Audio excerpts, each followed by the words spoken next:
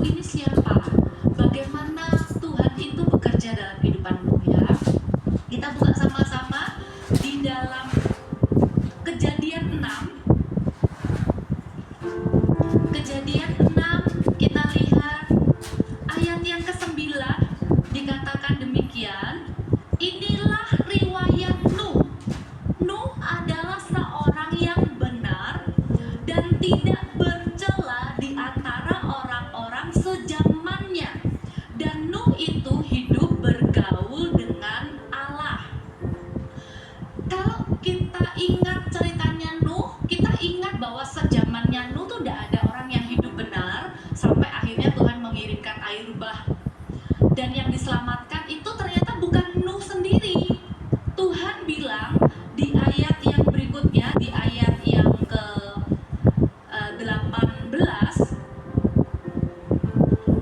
dikatakan begini, tetapi dengan engkau aku akan mengadakan perjanjianku dan engkau akan masuk ke dalam bahtera itu. Ada rencana Tuhan untuk Nuh, tapi juga bersama-sama dengan keluarganya, karena dikatakan gini, engkau akan masuk ke dalam bahtera itu, engkau bersama-sama dengan anak-anakmu dan istrimu dan istri anak-anakmu. Tuhan menginginkan sebuah kebersamaan yang nilainya kekal. Tuhan itu tidak cuma lihat Nuh aja. Oh, Nuh ini orang beriman, ya udah Nuh aja yang selamat. Enggak. Tuhan itu pengen Nuh itu juga bersama-sama dengan istrinya, 3 anaknya dan 3 menantunya. Apa yang kita bisa pelajari di sini? Ayo bersama-sama. Kalau kita ngomong kebersamaan yang bernilai kekal, yang pertama adalah perjuangkan kerohanian setiap anggota keluarga. Saya akan mundur sedikit dari sisinya Nuh.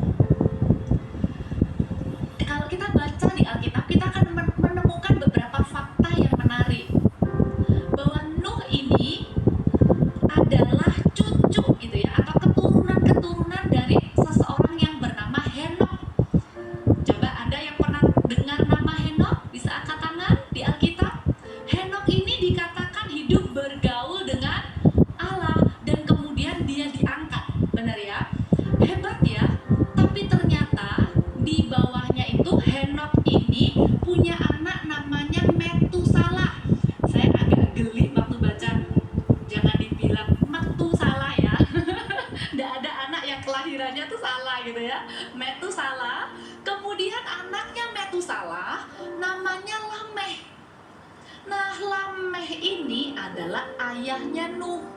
Kita baca sedikit ya cerita tentang ini, Nuh dan Lameh. Di Kejadian 5 28 sampai 30 dikatakan begini.